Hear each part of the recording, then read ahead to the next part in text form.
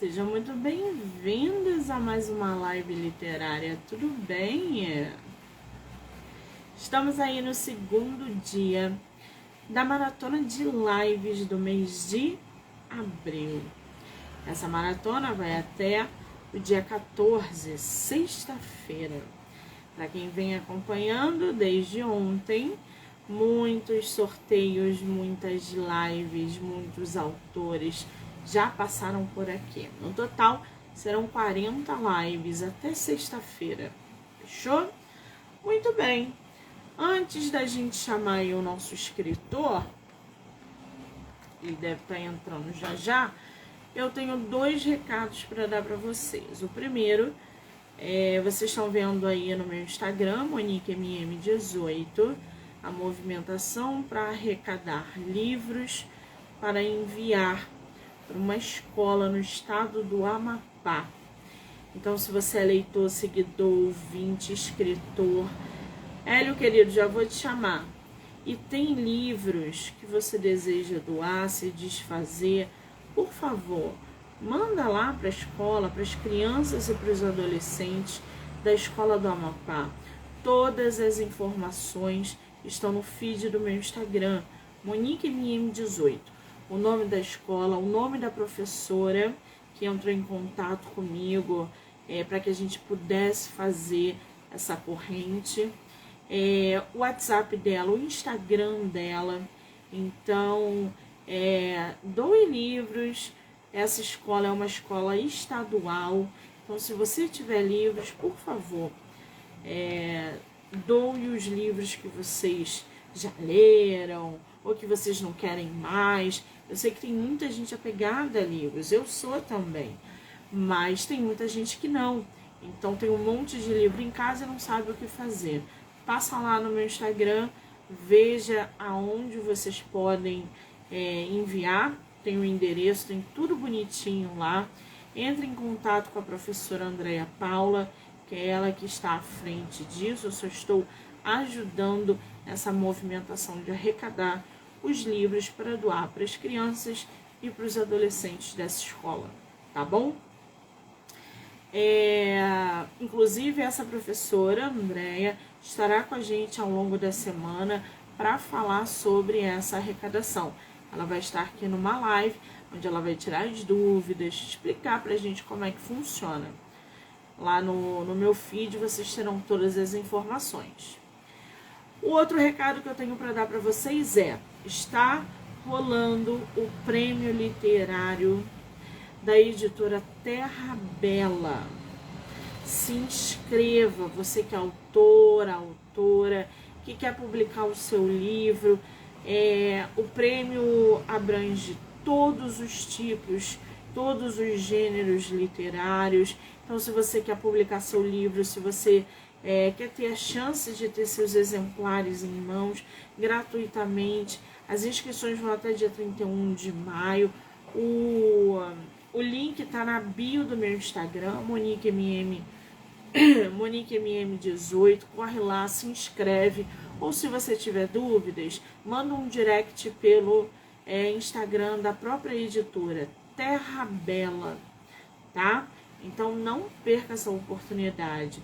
Vai ser um prêmio assim, um prêmio que vale muito a pena. Vai trazer reconhecimento, notoriedade, você vai conseguir publicar o seu livro, tá? Experimente. Muito bem. Nosso escritor já está na live, né? Vamos chamar? Peraí. Miguel, querido, bom dia, um beijo.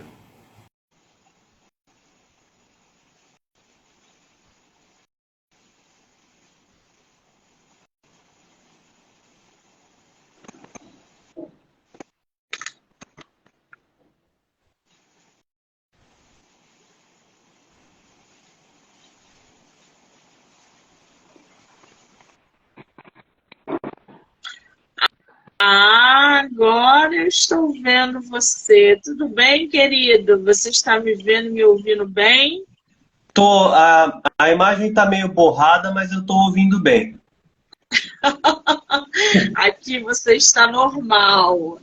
É porque a conexão, né? É assim mesmo, daqui a pouco melhora. Seja muito bem-vindo ao meu projeto de lives do mês de abril. Muitíssimo obrigada, tá? Obrigado também. Imagine. Me diz uma coisa, tua primeira live? Sim, primeiro. Primeira live literária do nosso autor. Que maravilha poder inserir mais um escritor numa entrevista literária. Coisa boa. Qual é o lugar do Brasil que você mora? São Paulo, capital paulista. São Paulo. Conhece o Rio de Janeiro? Conheço. Conhece? Vai vir a Bienal esse ano? Não, não consigo. Mas eu ia muito para o Rio de Janeiro. Não vai conseguir. Não tem problema. Espero que a gente possa se conhecer numa outra oportunidade para trocar figurinha, tá bom?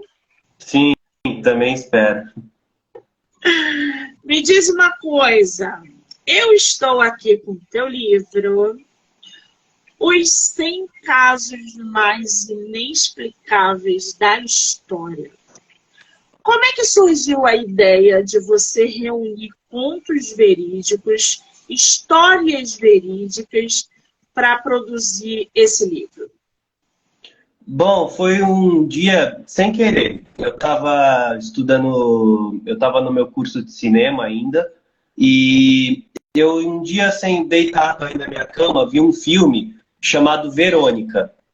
É um filme, se eu não me engano, é espanhol, e esse filme retrata uma história real que aconteceu de terror, que é um caso sobrenatural, em 1991. E aí, depois que acabou o filme, que passou algumas informações, né, de o caso foi solucionado assim, mas não deu para ter muita explicação, porque uma série de coisas. Aí eu lembrei de outras coisas misteriosas e que podem ser sobrenaturais que eu conhecia, várias estão aí no livro, e aí eu decidi escrever esse catálogo para as pessoas conhecerem mais esses casos, que isso não é muito comentado. Alguns as pessoas devem conhecer, mas acredito que a maioria não.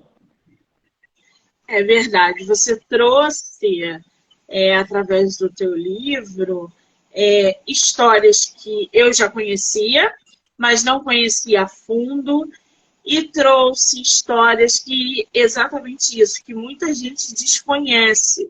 E aí, conforme eu fui lendo o teu livro, eu falei, gente, eu tinha esquecido que isso existia. Aí eu fui fazer uma outra pesquisa, fui ler mais sobre aquele tema que você estava abordando. Então, assim, eu achei o teu livro interessantíssimo, porque você traz de cabo a rabo, né, de todos os lugares, de todas as culturas, histórias que as pessoas ouviram falar, algumas lendas e etc. Eu achei essa ideia sensacional, até para inserir o leitor nessa atmosfera de acontecimentos que rodeiam o mundo e que as pessoas, muitas delas ainda desconhecem.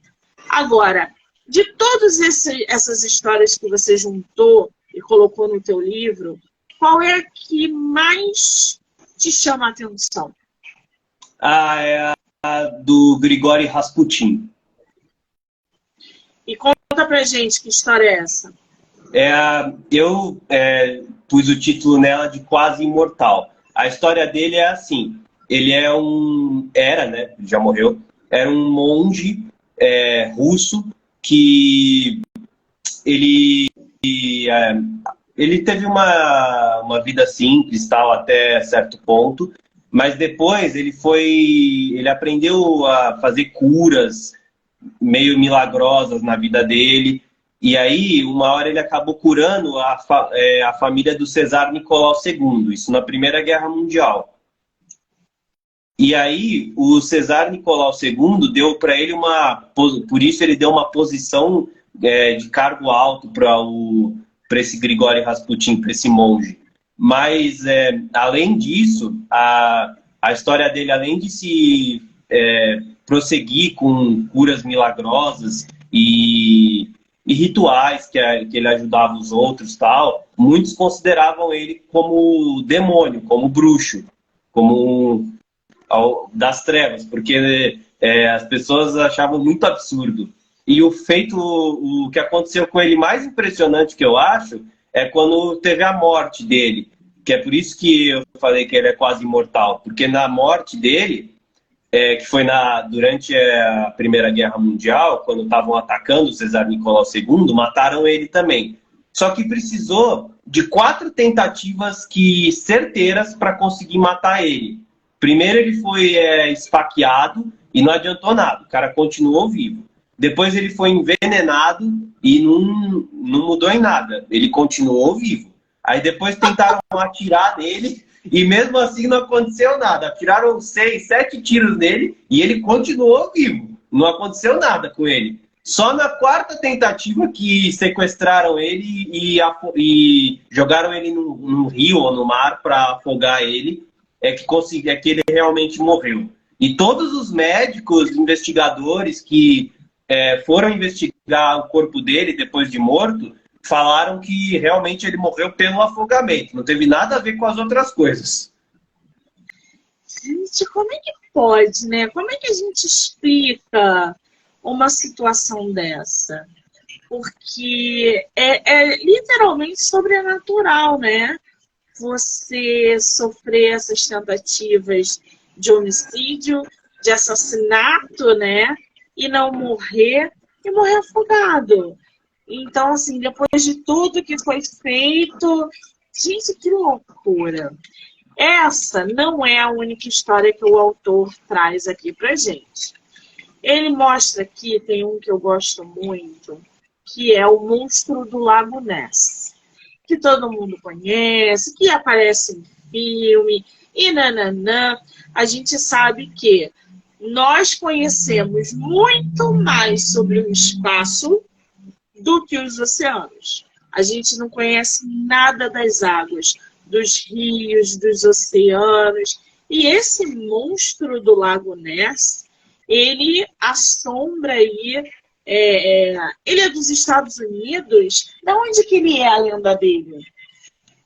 Eu acho que é dos mares da Escócia, se eu não me engano.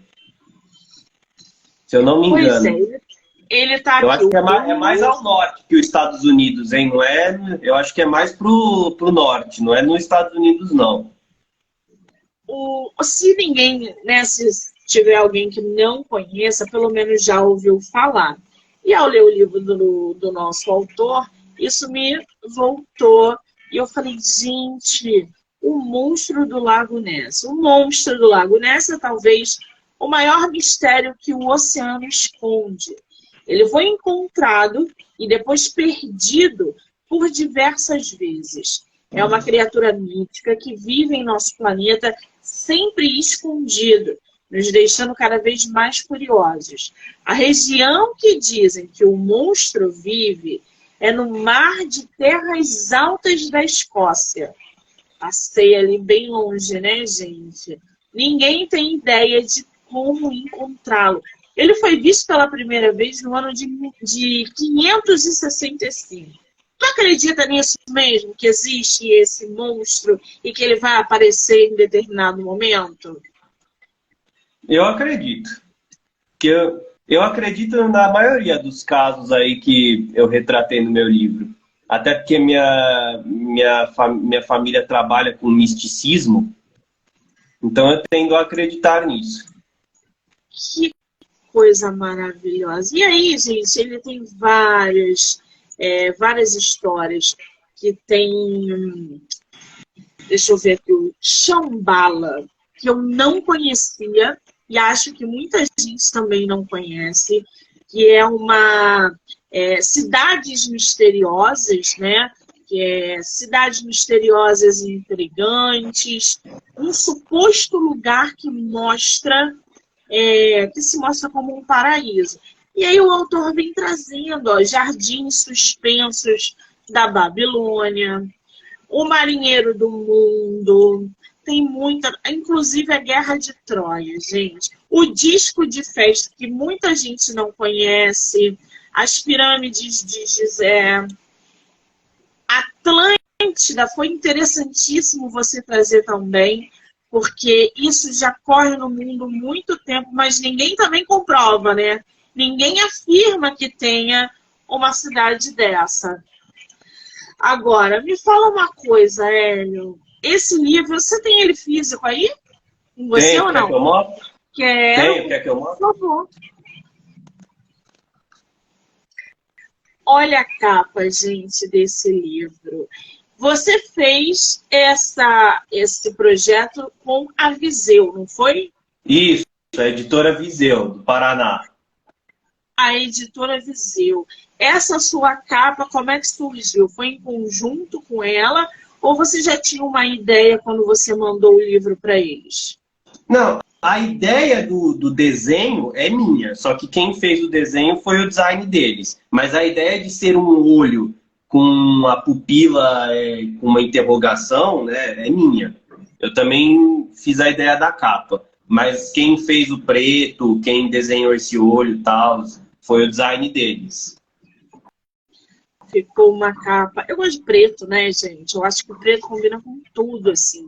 Em capa fica belíssimo. E deu um contraste bem legal nesse branco do título. Ô, Hélio, me fala uma coisa. Esse teu livro é teu primeiro livro publicado e o único livro publicado ou não? É o primeiro, que foi publicado em novembro de 2019. Eu tenho um outro livro, só que ele é só em Kindle, que é o mesmo estilo desse aqui, é um catálogo também, que retrata militares antigos, que eram guerreiros. Militares antigos, agora eu entendi. Qual é o nome desse livro? Só grandes guerreiros. Eu não consegui pensar num nome melhor. Aí só que ele é só Kindle. Mas eu estou com outros projetos para fazer futuramente. Igual esse aqui, com um livro físico e e-book também. Mas esse aqui é meu primeiro, sim. Eu escrevi ele com 19 anos e foi publicado quando eu tinha 20. Ah, você falou aí que ele foi publicado em 2019, não foi isso? Isso. Já tem um tempo no mercado. Ele tem quantas páginas aí no físico? Bom, ao todo, né, até com as coisas da editora e tal, são 148.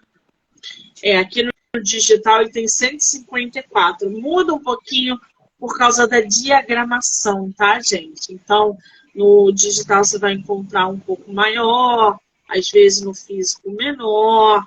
Você levou quanto tempo para escrever esse livro? 4 meses pesquisando os casos só, e mais uns 3 meses para fazer o livro. É um tempo bom. E qual foi o critério que você usou para escolher essas determinadas histórias para acrescentar no teu livro, para formar o teu livro? Porque essas não são as únicas. A gente tem muitas outras, de várias outras culturas. Então, qual foi o critério que tu usou? Eu, assim, fui pesquisando e conforme eu ia achando, né, eu ia anotando. Porque, assim, né, primeiro eu anotei todos os que eu ia colocar, porque são 100, né, é um catálogo. Então, primeiro eu anotei tudo. Depois é que eu fui fazendo um por um. Mas conforme eu ia fazendo, né, eu ia descobrindo que tinha muito mais de 100 e tal. Por exemplo, o caso dos venenos da França, que foi uma coisa muito esplêndida também, que não está aqui no meu livro. Eu não conheço. Conta pra gente. Eu não manjo muito, mas foi de uma bruxa, suposta bruxa, né, chamada Lavoisier. O nome dela, chamam ela de Lavoisier, mas o nome dela era Caterine alguma coisa. Que ela era uma bruxa que fez um monte de rituais e acabou e esses rituais eram do demônio de verdade. Ela acabou envenenando todo mundo nesses rituais, tendo matado talvez mais de 2.000 pessoas. É mais ou menos assim. Pesada essa, né? É, Caramba! Quando você para pensar 2.000 pessoas mortas por uma pessoa só, é pesado, gente. É um é. karma grande. Ele aconteceu Agora, no século XVII, se eu não me engano. que loucura! Agora, esse teu livro publicado pela Viseu, que é uma editora de grande porte, né? Eu tenho trabalhado com bastante autores dessa editora. Como é que foi essa tua experiência? Ela foi positiva? Você gostou? Você pretende publicar o seu próximo livro com eles também? Ou fazer uma independente? Como é que foi a tua experiência?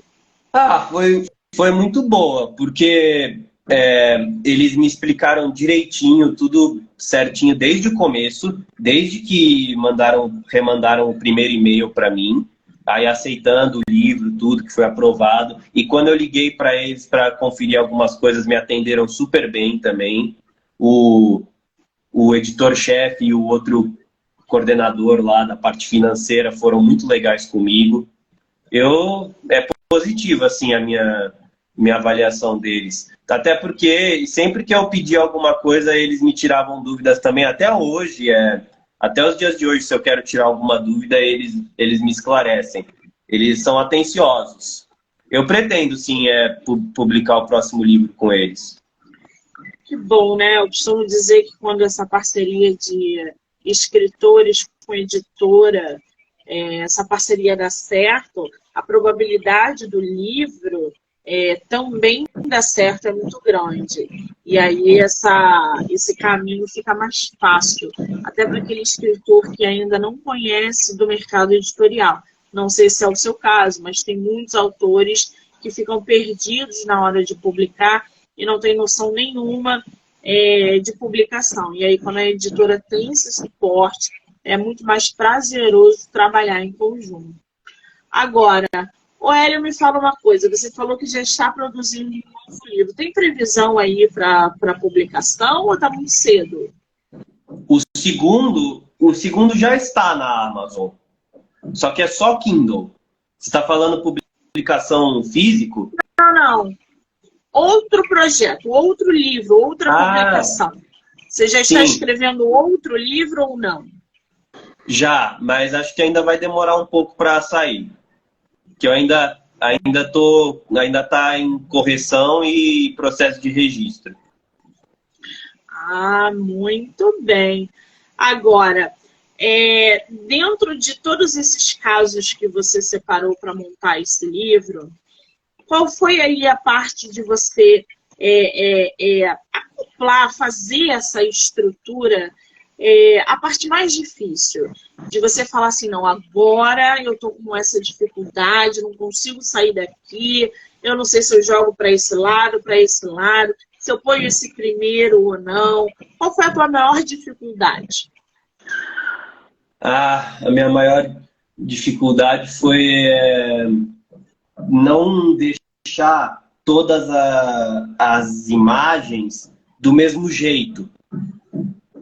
Sabe? Tipo, porque eu vario aqui. Eu usei um programa na internet que ele deixa você colar imagens, fazer colagens, né? E eu acho que a parte mais difícil foi variar, para não ficar muito sem graça. Senão eu achava que ficaria sem graça, tudo do mesmo jeito. E o tamanho dos textos também, se eu colocava mais coisa, menos coisa nesse. Tem uns que é mais fácil você comentar porque aconteceu muito mais coisa, mas tem uns que é realmente só uma coisinha de nada que ficou lá e ninguém soube. Mas a parte mais difícil para mim foi ficar variando, assim, para não ficar tudo do mesmo jeito. Entendi. Agora, relacionado àquele teu outro livro que só tem digital, ou seja, que só está no Kindle, você falou que era de grandes guerreiros. Quais foram os guerreiros que você separou para incrementar no livro? São também de todos os lugares do mundo, praticamente, que nem esse aqui. E eu coloquei de todos os, assim, né, os estilos que eles eram. Então, assim, tem cavaleiros que foram vários cavaleiros reais, vários vikings reais, vários samurais reais, vários ninjas reais, templários reais, gladiadores reais. Aí eu fui juntando, peguei um monte, nem lembro quantos mais, que já faz um tempo, e fui anotando só um pouquinho de cada um deles. E aí anotei o nome uma breve descrição de cada um deles. É o mesmo estilo desse aqui, é um catálogo que mostra uma coisa em específica que poucos conhecem. Eu acredito que eles também devem conhecer bem poucos desses militares antigos que eu pesquisei, deve conhecer só alguns. É mais difícil, né?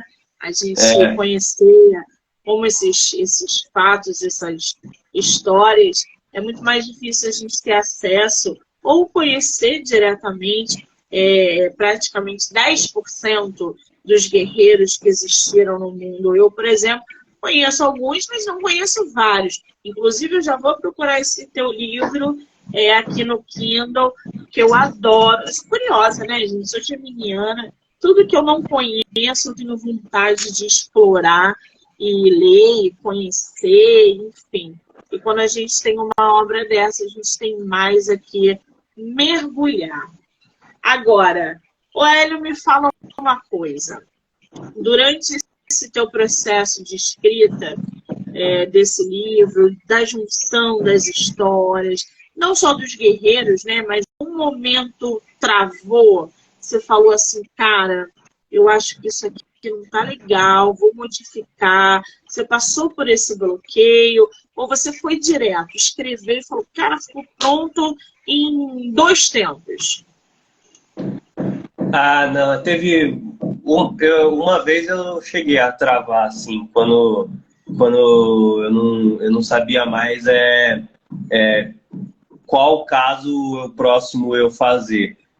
Porque eu assim, fui variando também no que o caso retrata, né? Porque tem, por exemplo, mais de um caso que é uma cidade misteriosa. Então, eu não queria colocar todas... Assim, o primeiro caso é uma cidade misteriosa, o segundo também, o terceiro também. Aí o quinto caso, o 10º caso, já vira algo de demônio. O 11º também, o 12º também, o 13º também.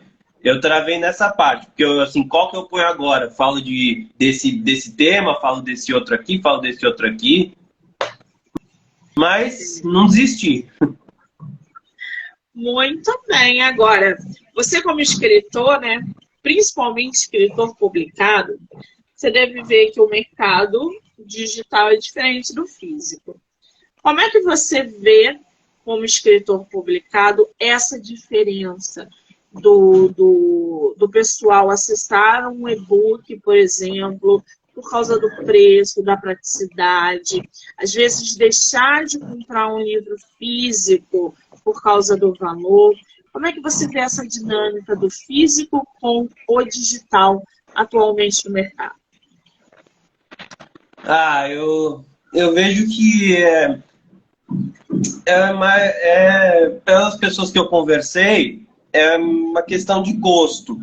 Porque eu vejo que muita gente, até no meu curso, por exemplo, que eu fiz, fala que prefere ainda comprar o livro físico do que um e-book, porque não gosta de ler no computador. Ou porque não quer ler num site que existe, que eles disponibilizam livros que não têm mais direitos. Mas eu vejo como tem 2 opções, assim, né? Dois caminhos, né? Uma encruzilhada de 2 caminhos. Ou você arrisca mais, ou você arrisca menos. E aí vai do seu conceito, né? Onde você acha que você está arriscando mais, no físico ou no virtual. Maravilha. Agora, você é um leitor voraz, assíduo, ou como é que é a tua relação com a leitura? Olha, eu comecei mais a ler ano passado. Mas não assim, não voraz, sabe? Não voraz. Eu li alguns aí e eu gostei de todos. que eu li, por enquanto, e tô lendo outro agora também, que é diferentão. Qual que você tá lendo? Eu tô lendo um livro chamado A Chave dos Grandes Mistérios. Legal, hein, gente? Fica aí de dica de leitura. Agora, ô Hélio, eu tô aqui com uma história que você colocou no teu livro, O Navio Fantasma, que me lembrou muito uma série que eu vi, que é 1889, que se chama O Navio Fantasma, que é literalmente um navio de época que sumiu, desapareceu. Só que ele mandava mensagens, as pessoas recebiam mensagem da central lá, enfim, da Marinha, sei lá de onde, recebia essa mensagem desse navio desaparecido.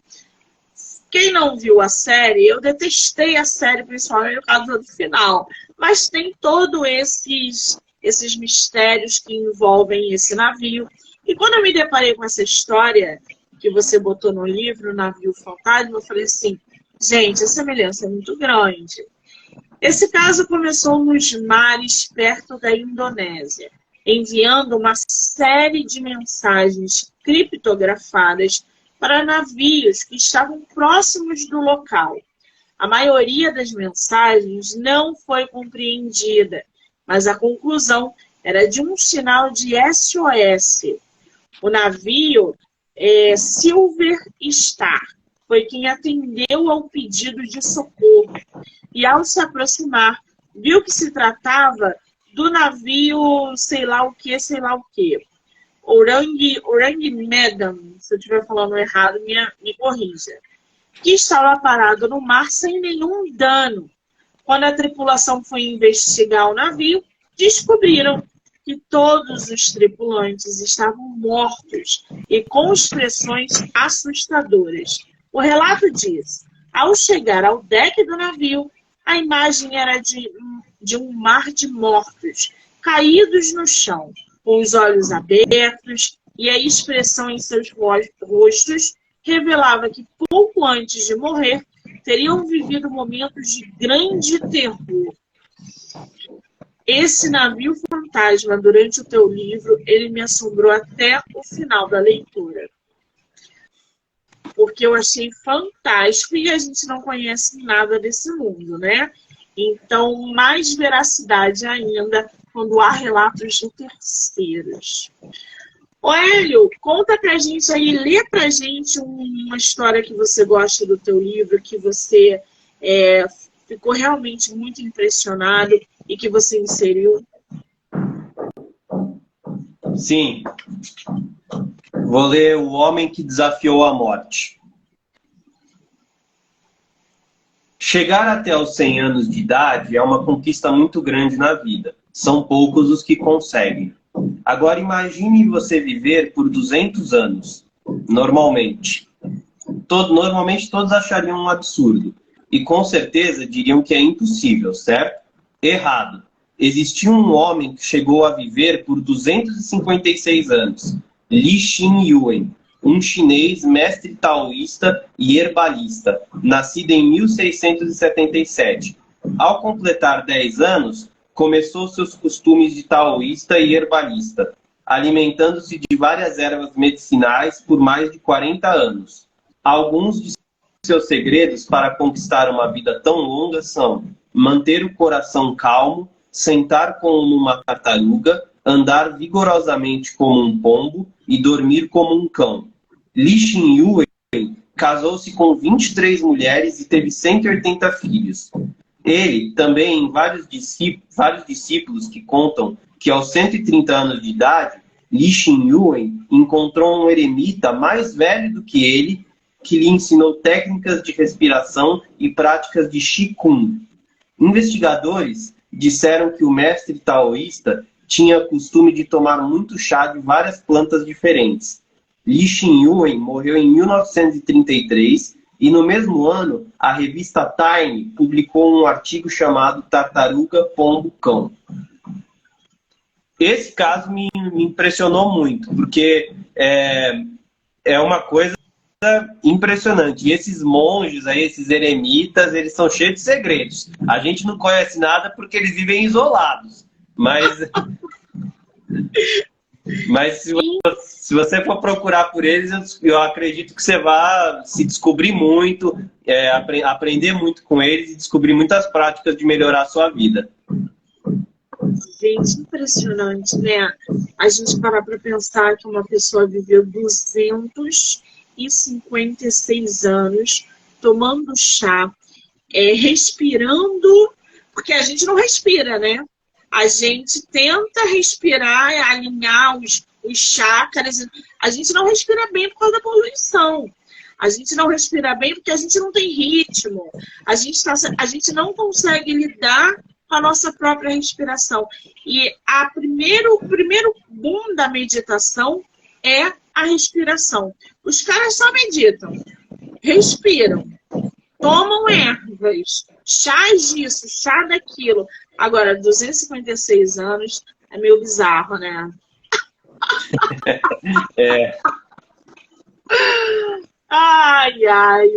Agora, Hélio, qual é o teu escritor ou a tua escritora favorita, se é que você tem? Tenho, que foi o primeiro que eu li na minha vida, já li mais de uma coisa dele, e até hoje é o que eu mais gosto, que é o Edgar Allan Poe. Adoro. Ele é muito melancólico, né? Ele é insano. Ele leva os leitores ali no fundo do poço e dá tchau pra gente. Eu adoro também. Tem um pôster dele, todas as obras dele, que eu adoro também. Tudo Agora, bem que eu gosto livro muito de terror, então eu sou suspeito para falar, né? Não, Mas... de terror, eu já estou passando filme de terror.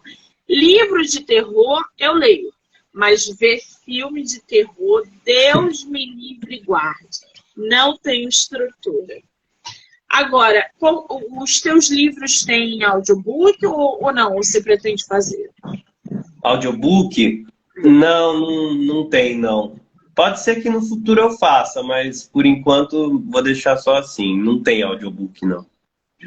Seria interessante transformar esses contos aí, essas histórias do teu livro em audiobook, hein? Para que as pessoas pudessem também conhecer. Agora, Hélio, vamos fazer uma rapidinha literária? São 7 perguntas e você não pensa, só responde, tá? Tá bom. Você prefere livro único ou série? Quê? Você prefere livro único ou série? Série saga de livros, você tá falando? Eu prefiro livro único. Ler de dia ou à noite? De dia. Com spoiler ou sem spoiler? Sem spoiler. Livro físico ou digital? Físico. Romance ou ficção científica? Ficção científica. Um livro por vez ou vários ao mesmo tempo? Um por vez. Você empresta livro ou sai correndo? Hã? Como assim? Você Se eu já emprestei livro pra alguém? Você empresta livro ou não? Eu empresto. É que ninguém nunca me pediu, mas pedirem eu empresto. Assim é que é bom, ninguém nunca pedia. O que o leitor pode esperar do teu livro? Os 100 casos mais inexplicáveis da história. Ele pode esperar se ter muita curiosidade para procurar saber mais e perceber.